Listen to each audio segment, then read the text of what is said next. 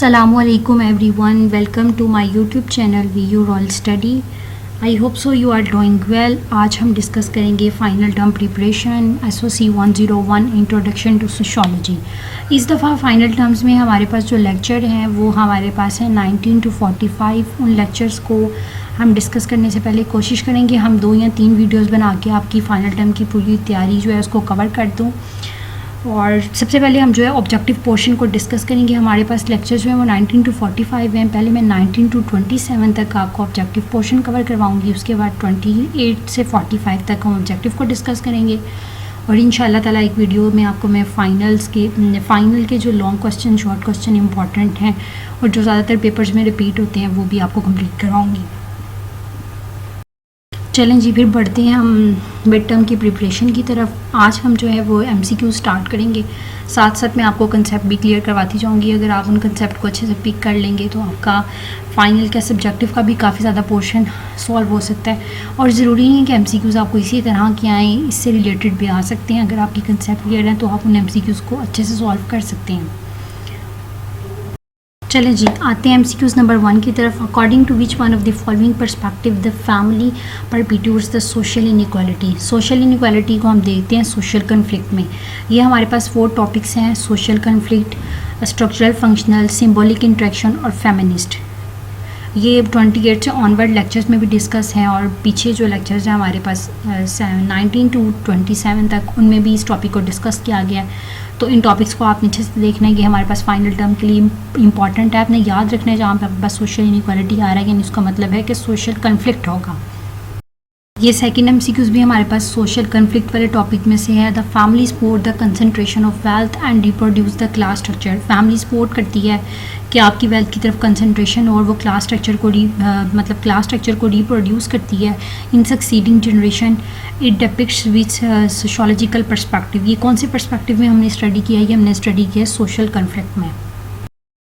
According to which of the following perspective the family is the backbone of a society. यानी है जो हमारी family है ये हमारी सोसाइटी की बैकबोन है। ये हमने डिस्कस किया स्ट्रक्चरल फंक्शनलिस्ट में। ये काफ़ी ज़्यादा इंपॉर्टेंट MCQs है। ये काफ़ी दफ़ा रिपीट हुआ है कि आपकी फैमिली की जो बैकबोन है यानी सोसाइटी, फैमिली जो है वो सोसाइटी की बैकबोन है। ये आपने कहाँ पे स्टडी किया? ये आप स्टडी करते हैं स्ट्रक्चरल फंक्शनलिस्ट में। ये आपने याद रखना है MCQs पॉइंट ऑफ व्यू से। The most influential setting for socialization of children is within. यानी बच्चे की जो सबसे ज़्यादा सोशलाइजेशन की सेटिंग्स हैं वो कहाँ पे होती हैं? वो उसकी फैमिली के अंदर होती हैं, अपने घर के अंदर, अपनी फैमिली में वो सबसे पहले ये सारा कुछ सीखता है सोशलाइजेशन। यानी फैमिली का काम है इसको सोशलाइज़ करना, उसको लोगों से मिलवाना, उसको इर्द गिर्द के माहौल का बताना, क्या चीज़ बेटर है, क्या नहीं है, क्या अच्छी है, क्या बुरी है। ये सारा कुछ वो फैमिली से अडॉप्ट करता है। According to the conflict perspective, the family perpetuates the social inequality and also promote। Family जो है वो सोशल इनइक्वालिटी को किस में प्रमोट करती है? हमारे पास ये जो फैमिली प्रमोट करती है ये है कैपिटलिज्म। कैपिटलिज्म का मतलब होता है सरमायादारी। ठीक है, ये लेक्चर नंबर 27 का MCQs है। ये लेक्चर नंबर 27 आपके फाइनल के पोर्शन के लिए, MCQs के लिए, सब्जेक्टिव के लिए बहुत ज़्यादा इंपॉर्टेंट लेक्चर है। ये मैंने जब MCQs जो है ना मतलब इसकी फ़ाइल बनाई है तो ये थोड़े आगे पीछे हो गए हैं। हम 19 to 27 तक ही डिस्कस करेंगे लेकिन ये थोड़े आगे पीछे हो गए हैं। चलिए बढ़ते हैं MCQs की तरफ। The marriage pattern in which the people forbid का मतलब होता है मना करना। कौन सा मैरिज पैटर्न है जिसमें पीपल को मना किया जाता है कि वो अपने रिलेटिव्स के अंदर शादी ना करे या अपने सोशल क्लास के अंदर शादी ना करे? तो ये हमारे पास होता है एक्सोगैमी। आपने याद रखना है जहाँ पे भी फॉरबिड का वर्ड यूज़ होगा, ये रहा फॉरबिड, जहाँ पे भी फॉरबिड का वर्ड यूज़ होगा इसका मतलब है कि आपको मना किया जाता है कि आप अपने रिलेटिव्स में या अपनी सोशल क्लास के अंदर अपनी मैरिज जो अपनी शादी है उसको नहीं बना सकते। तो इसका मतलब है कि एक्सोगैमी है। ठीक है, अब देखें marriage in which the marital unit consist of 3 or more people. कौन सी मैरिज है जिसमें 3 या उससे ज़्यादा पीपल इन्वॉल्व होते हैं? ये हमारे पास है पोलीगैमी। आपने याद रखना है ऐसी मैरिज या ऐसा मार्शल यूनिट जो 3 या 3 से ज़्यादा लोगों पर कंसिस्ट करे वो हमारे पास होता है polygamy. House hold consist of, house hold का मतलब है ये आपका घरेलू सारा जो है वो किस पे कंसिस्ट करता है? The group of people who occupy the same resistance. ऐसा ग्रुप ऑफ पीपल जो सेम रेजिस्टेंस यानी कि सेम एक ही घर के अंदर रहते हों तो उसको हम कहते हैं हाउस होल्ड। ठीक है, रेजिस्टेंस का मतलब होता है रिहाइश गाह, यानी एक ही घर में लोगों का रहना या रिहाइश एक ही जगह पे होना, ये हमारे पास है हाउस होल्ड का कंसेप्ट है, ठीक है। अच्छा ये देखें, a resistance pattern in which the married couple lives with और near the husband father is called. ये एमसीक्यूज़ यहाँ पे थोड़ा सा मिस्टेक हुई है, यहाँ पे आता है हस्बैंड फैमिली, यानी कौन सा रेजिस्टेंट पैटर्न है जिसमें मैरिड कपल जो है वो हस्बैंड की फैमिली के पास रहता है, ये हमारे पास होता है पैट्री लोकल। इसी तरह आपकी एमसीक्यूज़ रिपीट होते रहेंगे। हस्बैंड फैमिली के बाद यहाँ पे आता है वाइफ की फैमिली, तो जो मैरिड कपल वाइफ की फैमिली के पास रहता है वो होता है मैट्री लोकल, और जो हस्बैंड की फैमिली के पास रहता है उसको कहते हैं पैट्री लोकल। पाकिस्तान में ज़्यादातर जो है ना ये पैट्री लोकल का सीन ही है कि शादी होने के बाद जो है वो शौहर के वालों के साथ जो है ना शौहर के घर वालों के साथ रहा जाता है। लेकिन कुछ घर ऐसे भी हैं जहाँ पे जो मतलब वो फीमेल कह रही हूँ यानी वाइफ की फैमिली के साथ रहते हैं, वो हमारे पास होता है मैट्री लोकल, ठीक है। ज़्यादातर पाकिस्तान में पैट्री लोकल ही आम है। Marriage pattern in which the people are resisted to marry in relatives और within the social groups are known as. अब ये मैरिज पैटर्न है जहाँ पे रिस्ट्रिक्टेड का मतलब होता है, कहा जाता है कि आपने जो है ना यानी सख्ती से कह देना कि आपने जो शादी है वो रिलेटिव्स में या सोशल क्लास के अंदर ही करनी है। आगे मैंने यही से एमसीक्यूज़ आपके साथ डिस्कस किया है, वहाँ पे फॉरबिड था, यानी मना किया जाता है कि शादी रिलेटिव्स में नहीं करनी और सोशल क्लास में नहीं करनी, वो था एक्सोगैमी। और यहाँ पे है रिस्ट्रिक्टेड, यानी कहना कि आपने इसी में ही करनी है, इससे बाहर नहीं करनी, ये आपके पास होता है एंडोगैमी। पहले था एक्सोगैमी और अब क्या है एंडोगैमी। अभी मैंने आपको ये एमसीक्यूज़ बताया वो आ गया। Are residence pattern in which the married couple lives with और नियर द वाइफ मदर, यहाँ पे भी वाइफ फैमिली आता है, मिस्टेक हुई है, यानी वाइफ की फैमिली के साथ रहना, वाइफ की मतलब फैमिली वगैरह के साथ रहना, तो ये हमारे पास है मैट्री लोकल, ठीक है।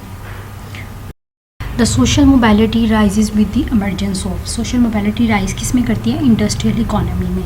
मेरा ख्याल है इससे आगे एक दो एमसीक्यूज़ छोड़ के सोशल मोबिलिटी का एमसीक्यूज़ है वो मैं आपके साथ डिस्कस करूँगी, फिर आपको समझ आ जाएगी सोशल मोबिलिटी होती क्या है। राइजेस का मतलब होता है बढ़ना, ये इंडस्ट्रियल इकोनॉमी में राइज करती है, ठीक है। People who gain the property income status and position are said to be, ऐसे पीपल जो गेन करते हैं प्रॉपर्टी को भी, इनकम को भी, स्टेटस को भी, अपनी पोजीशन को भी, तो इसको हम कहते हैं अपवर्डली मोबाइल, ठीक है, यानी अपवर्ड मोबिलिटी। अपवर्डली का मतलब होता है हाई हो जाना।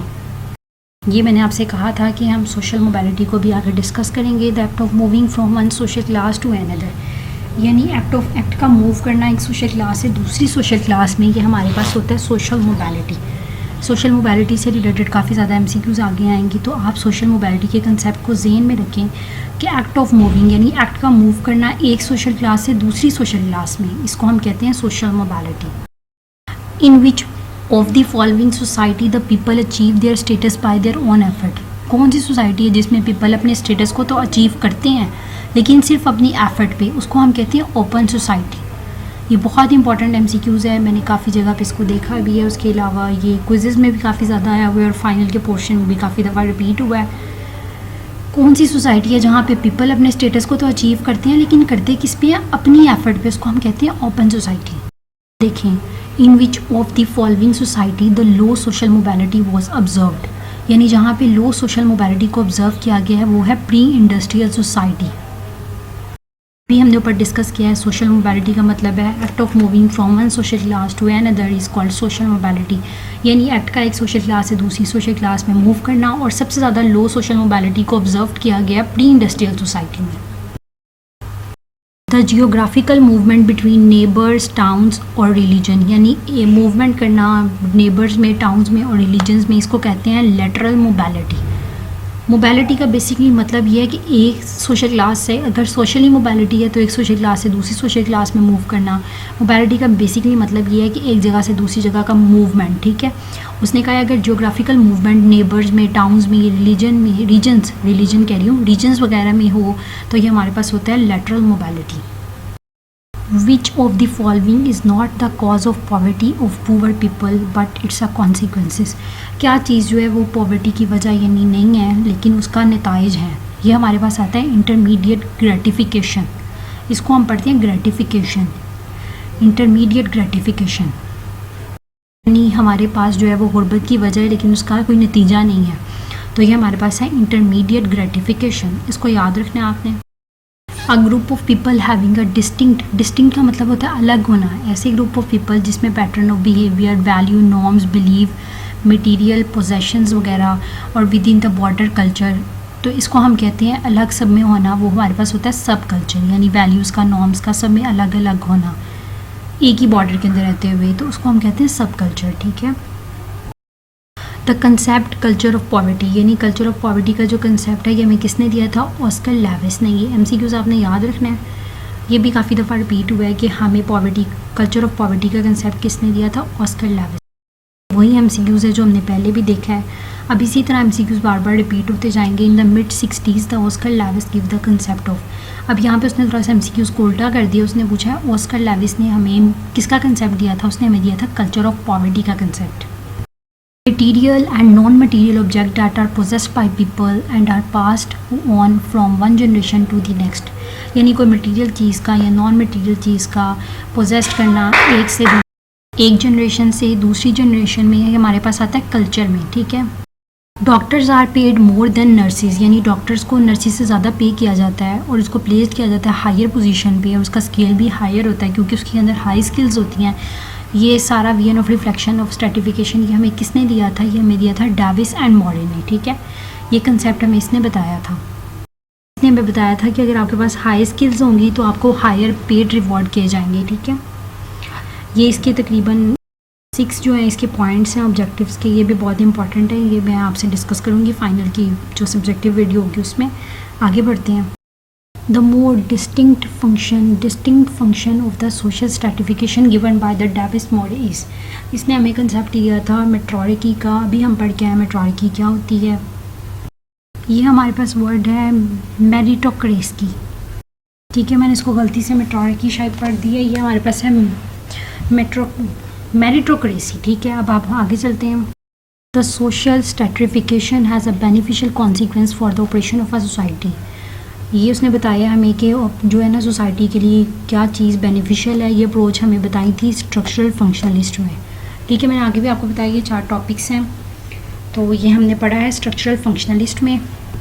The social inequality play a vital role in the operation of a society. अभी मैंने आपको बताया था कि सोशल इनइक्वालिटी जो है वो यानी उसका ऑपरेशन ऑफ सोसाइटी में तो एक वाइटल रोल है ना। ये हमें कंसेप्ट दिया था डेविस एंड मॉरे ने। हमने एक MCQs देखा था कि डॉक्टर्स को ज़्यादा पे किया जाता है नर्सिस की निस्बत, क्योंकि डॉक्टर्स में स्किल ज़्यादा होती हैं। तो ये सोशल इनइक्वालिटी आ गई और ये वाइटल रोल जो है ये ऑपरेशन ऑफ सोसाइटी में होती है। और हमारे पास ये जो कंसेप्ट है इसको हमें गिवन किया था डेविस एंड मॉरे ने। Which one of the following theoretical paradigm emphasizes the Davis-Murray approach of a social stratification? ये हम पढ़ते हैं स्ट्रक्चरल फंक्शनल में।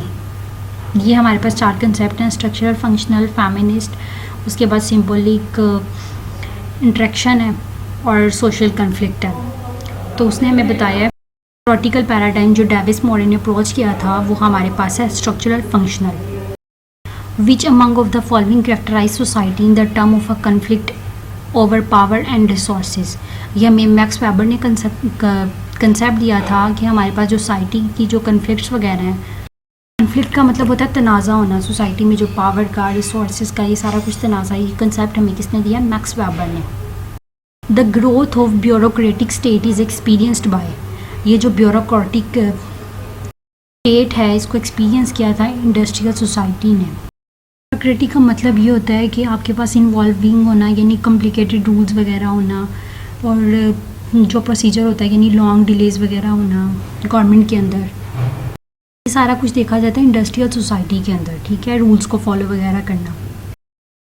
Who among the following believe is that individual life chances, यानी जो आपके लाइफ के चांसेस हैं वो डिपेंड अपॉन मार्केट पोजीशन। ये हमें बताया था मैक्स वेबर ने कि लाइफ के जो चांसेस हैं इंडिविजुअली हर किसी के वो डिपेंड करते हैं मार्केट की पोजीशन पर। ठीक है, ये सारा बिलीव हमें दिया था मैक्स वेबर ने।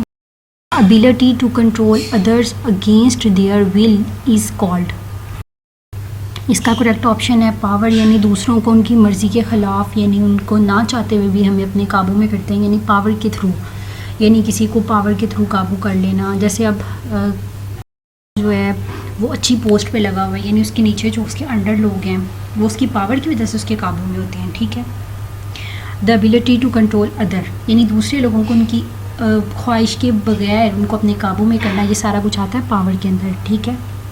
The term life chances refers to, यानी लाइफ के जो चांसेस हैं वो कहाँ पे रेफर्स करते हैं।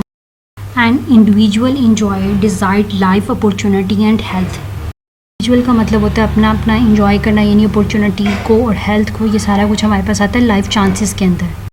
एक तनाज़े के मुताबिक सरमायादार लोग कौन से हैं, वो लोग हैं जिनके पास अपना ऑन मीन ऑफ प्रोडक्शन, यानी अपना मीन ऑफ प्रोडक्शन है, यानी प्रोडक्शन का मतलब होता है पैदावार, यानी पैदावार करने का कोई अपना ज़रिया है, तो वो ऑन मीन ऑफ प्रोडक्शन, ये हमारे पास ऑप्शन है। Which among the following theorist provide basics of evaluation of class and stratification system. Concept हमें दिया था कार्ल मैक्स ने और मैक्स वेबर ने।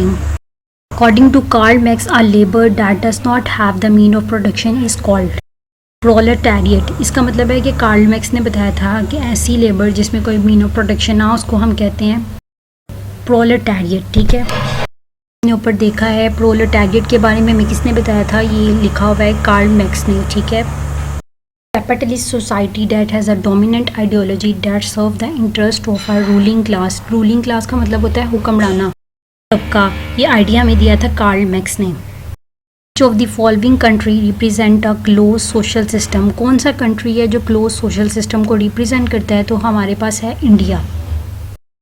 इसका मतलब होता है क्लोज सोशल सिस्टम यानी बदमाशरती निज़ाम, ये हमारे पास सिर्फ इंडिया में ही पाया जाता है, तो इसका करेक्ट ऑप्शन जो है वो इंडिया ही है। आपके हैंडआउट्स पे भी है। स्ट्रैटिफिकेशन के 4 बेसिक प्रिंसिपल्स हैं, उसमें से उन्होंने पूछा वह कौन सा नहीं है, तो ये हमारे पास फर्स्ट वाला social stratification is only a reflection of individual difference, ये इसका ऑप्शन नहीं है। बाकी 3 जो हैं वो करेक्ट हैं, यानी वो उसके बेसिक प्रिंसिपल हैं। उसने आपसे कहा है विच one of the following statement is not true about social class, यानी सोशल क्लास से रिलेटेड कौन सा कंसेप्ट गलत है इसमें, तो वो है social class exist in all form of society, यानी सोशल क्लास तमाम फॉर्म्स ऑफ सोसाइटी में एग्जिस्ट करती है। ये ऑप्शन फॉल्स है, यानी गलत होगा, तो यह हमारा करेक्ट ऑप्शन यही होगा। MCQs मेरे सारे ठीक हैं, हैंड आउट से मैच किए हुए हैं। अगर कोई इशू हो तो आप मुझे कमेंट बॉक्स में बता सकते हैं। Which of the following system aloe the social mobility, कौन सा सिस्टम अलो करता है सोशल मोबालिटी को, तो क्लास सिस्टम जो है वो ही अलो करता है सोशल मोबालिटी को। According to Sutherland, the crime committed by person of high social class and the responsibility in the course of their occupation are known as, इसको हम कहते हैं वाइट कॉलर क्राइम। ये बहुत इंपॉर्टेंट MCQs है, ये आपके पास डिफाइन में भी आता है कि वाइट कॉलर क्राइम क्या होता है। तो हाई सोशल क्लासेस जो है ना वो क्राइम्स वगैरह करती हैं, ये हमारे पास सारा कुछ जो है वो वाइट कॉलर क्राइम में आता है। जैसे इलीगल तरीके से चीज़ें यानी एक कंट्री से दूसरे कंट्री में भेज जाएंगे, सारा कुछ हमारे पास वाइट कॉलर क्राइम में आता है। Smuggling of drugs is an example of, यानी ड्रग्स को जो स्मगल करने का सारा प्रोसीजर है, ये किसकी एग्जांपल है हमारे पास, ये हमारे पास है ऑर्गेनाइज्ड क्राइम। ऑर्गेनाइज्ड क्राइम का मतलब होता है जो ऑर्गेनाइज करना, यानी सारा कुछ सोचना, पहले से चीज़ों को तैयार रखना, यानी सारा सेटअप करके रखना कि क्या चीज़ कैसे कहाँ मुंचाई जाए, किस टाइम मुंचाई जाए, ये ऑर्गेनाइज्ड क्राइम होते हैं। Which of the following social class is predominantly involve in white collar crimes, कौन सी सोशल क्लास जो है वो वाइट कॉलर क्राइम्स में इन्वॉल्व होती है, तो ये ज़्यादातर अपर क्लास के लोग होते हैं, ठीक है। अपर क्लास के लोगों के पास ही पावर ज़्यादा होती हैं, अथॉरिटी ज़्यादा होती हैं, तो वो इस तरह के क्राइम्स में ज़्यादा इन्वॉल्व होते हैं। Which age group is mostly involve in the deviant act, group जो है वो गैर मामूली काम में इन्वॉल्व होता है, यानी गैर मामूली काम होना, यानी तो ज़्यादातर यूथ जो होती है ना वो इन्वॉल्व होती है इस तरह के कामों में।